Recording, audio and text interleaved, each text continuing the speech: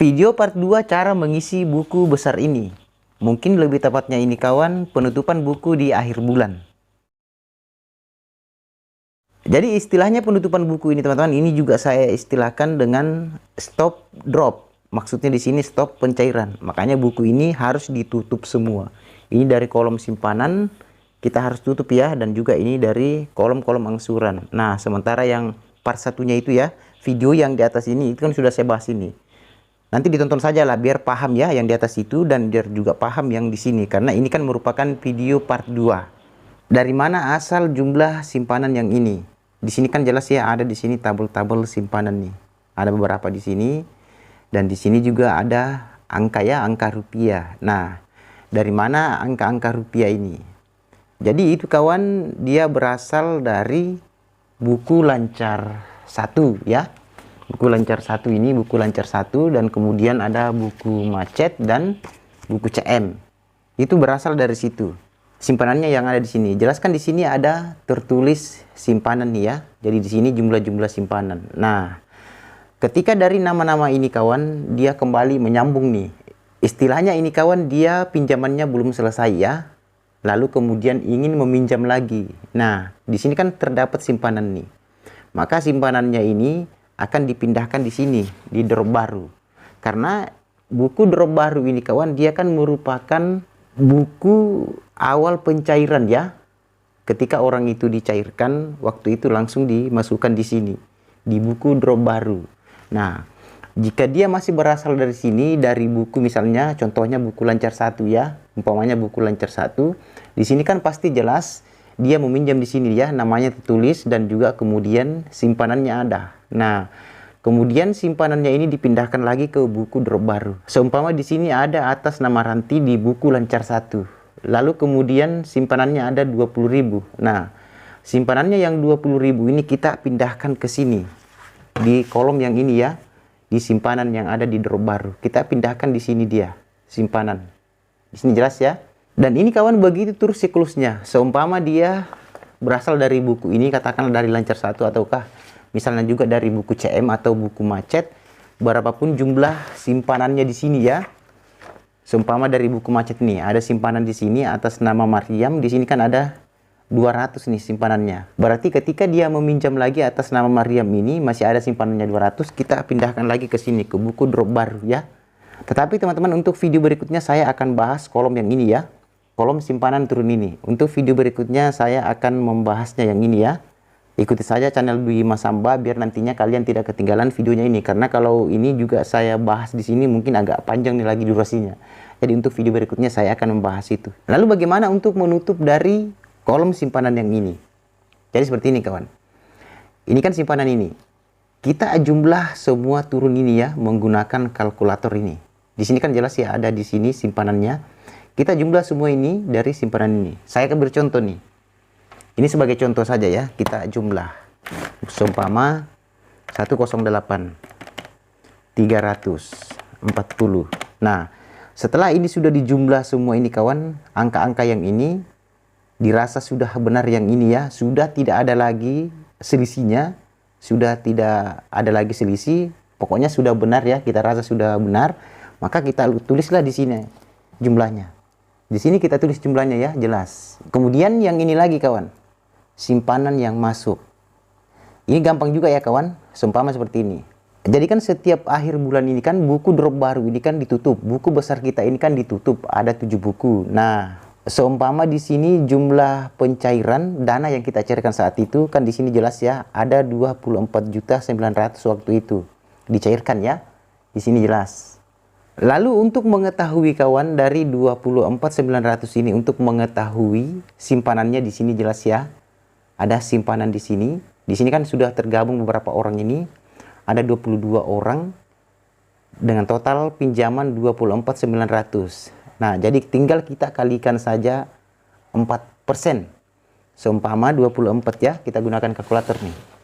24.900 kita kali 4%. Maka muncul di kalkulator 996.000. Nah, kita tulis di sini nih. Kita tulis di sini 996.000. Itulah simpanan yang masuk. Ini jumlahnya, ini keseluruhan ini. totalnya ya yang ini. Semuanya ini dihitung menggunakan kalkulator lagi, menggunakan manual. Kemudian kalau sudah benar dengan jumlah yang ini 996.000, berarti itu sudah benar ya. Karena di sini 24.900 itu jumlah pinjaman. Kemudian kita kalikan 4%, maka di sini hasilnya 996. Lalu kemudian kita jumlah lagi turun ini simpanan yang masuk ya. Kalau sudah benar 996.000, maka itu sudah benar ya maksudnya, karena di sini sudah ketemu 996.000. Di sini 996.000 dan di sini juga 996.000. Kemudian bagaimana lagi untuk mengetahui ini ya, maksudnya ini jumlah simpanan. Oke. Jadi kita tinggal tambahkan saja ini kawan. Ini kan sudah benar nih. Tadi kan sudah benar, ini sudah dijumlah semua nih, dijumlah satu-satu yang ini ya. Ini dijumlah satu-satu karena ini ya daftar dari peminjamnya, nama-nama dari peminjam, dan ini jumlah-jumlah simpanannya. Simpanannya, kemudian simpanan yang masuk. Ini simpanan tadi ya, yang dari buku lancar 1 kah, atau dari CM, ataukah juga dari macet. Tetapi seperti tadi ya kawan, kalau ini belum final ya, kita bahas untuk video berikutnya itu. Nah, jika ini sudah benar, ini juga sudah benar, tidak selisih sama sekali meskipun Rp1, maka ini dijumlah nih. Angka yang ini dijumlah dan harus sama dengan ini, 3.828. Nah, untuk lebih jelasnya kita jumlah lagi nih menggunakan kalkulator. 2832 ditambah 996. Berarti jumlahnya 3828. 3.828.000. Jadi ini harus sama lagi nih. Ini juga ini jumlahnya ini teman-teman, ini jumlah simpanan ini harus sama dengan yang ini, 3.828. Harus sama ya, yang ini, kemudian ini. Tidak boleh selisih meskipun Rp1. Dan kemudian untuk mengenai masalah selisih, kalau misalnya ada selisih ya, tidak sesuai dengan jumlah yang ada di sini, yang ini tidak sesuai dengan yang di sini, saya akan bahas untuk video berikutnya ya. Saya akan bahas bagaimana cara mencari jumlah-jumlah yang selisih. Ikuti saja channel Dwi Mas Hamba ini biar nantinya teman-teman tidak ketinggalan videonya. Kemudian kita lanjut lagi nih. Di sini kan ada nih teman-teman ya. Ada di sini keterangannya di atas Nopi. Ini maksudnya teman-teman nomor pinjaman. Artinya di sini sudah berapa kali orang tersebut meminjam. Misalnya ini atas nama Nadira ya. Sudah berarti dia sudah 5 kali meminjam.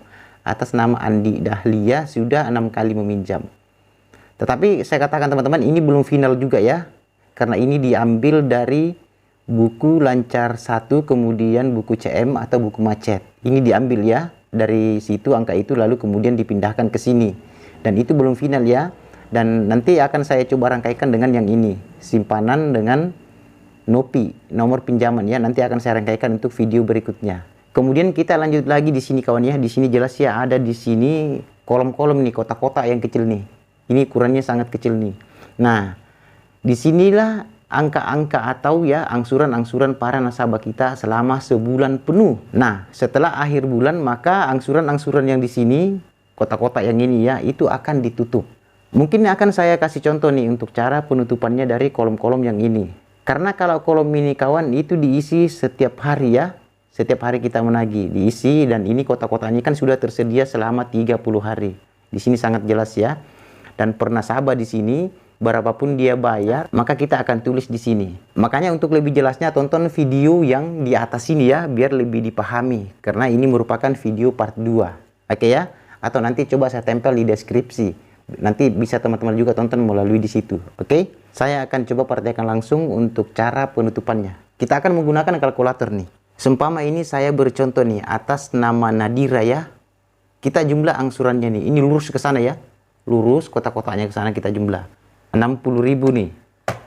Kemudian masuk lagi 200. Berarti jumlahnya 260.000. Itu angsurannya masuk selama 1 bulan 260.000. Kita tulis lagi di sini nih. Jelas ya di sini di keterangannya di atas ini angsuran. Kita tulis di sini. Ini lurus ya dari sana nih. 260 masuk selama 1 bulan penuh. Akhir bulan ditutup di sini ya. Yang kita hitung tadi dari sana ini berarti 260.000, kita tulis lagi di sini. Nah, dari jumlah yang 260 ini teman-teman, kita kurangi lagi nih dengan besar pinjaman. Ini ya besar pinjaman atas nama Rika, kita kurangi. Berarti setelah dikurangi ini atas nama Rika, dari 1.200.000 dikurang 260, berarti tersisa pinjamannya ini 960 di akhir bulan.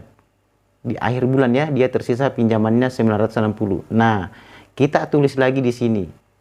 Atas nama Rika, sisa pinjamannya di akhir bulan 940. Nah, saldo inilah yang akan kita pindahkan untuk bulan berikutnya.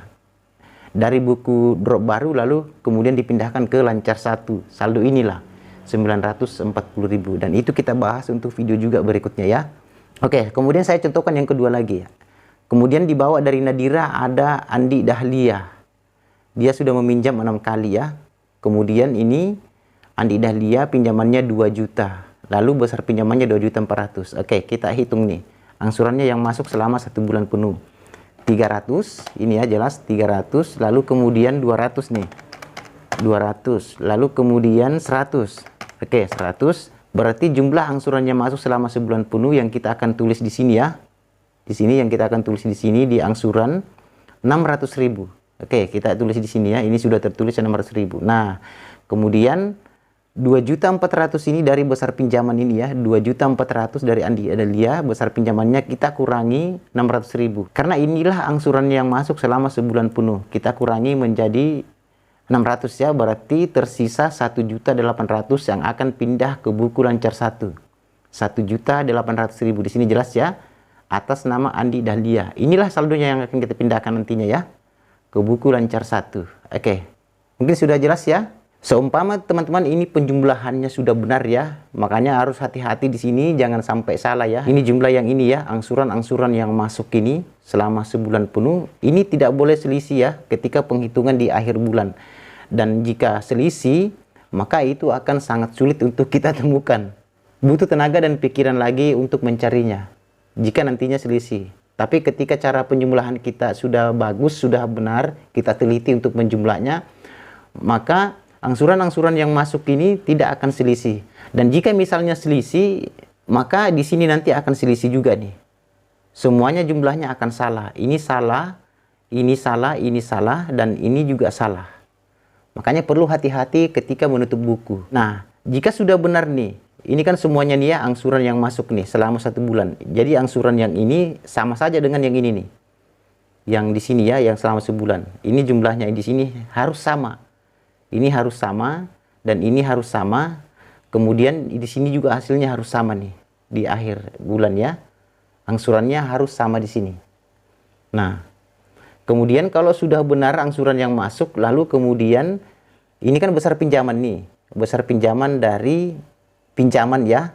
Maksudnya bunganya dana yang kita pinjamkan. Dari 29.880 juta, lalu kemudian dikurang angsuran yang masuk tadi 3.550. Nah, maka muncullah hasilnya di sini lagi nih kawan.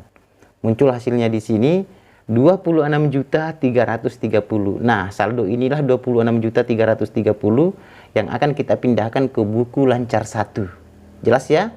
Oke kawan, mudah-mudahan ini bisa dipahami ya dengan penjelasan saya secara singkat ini yang saya terangkan secara singkat. Dan jika memang teman-teman ada yang belum paham dengan cara saya tadi menerangkan, mungkin boleh tulis di komentar, saya akan jawab. Dan jika memang belum paham, saya akan coba buatkan videonya lagi secara spesifik. Ya, saya akan coba buatkan videonya lagi secara spesifik terkait dengan angsuran-angsuran yang ini. Jika ada yang belum paham. Oke, untuk video saya berikutnya teman-teman, saya akan coba ya untuk membahas lagi dari buku besar ini yang berjudul taksasi. Nanti itu akan saya bahas ya. Dan mudah-mudahan dari file ini, dari ketujuh buku besar ini ya, filenya sudah di-download. Karena di situ ada linknya saya sediakan di part satunya ini ya, buku yang ini. Itu ada di part satunya. Waktu pembahasan saya di saat itu, saya sudah tempel linknya di deskripsi dari 7 buku ini. Nanti kalian bisa tonton part satunya lalu kemudian di-download dari ketujuh buku ini ya. Oke, saya rasa cukup ya seperti tadi. Jika ada yang belum paham, nanti boleh tulis di komentar, saya akan bantu menjawabnya. Oke, sampai ketemu di video berikutnya.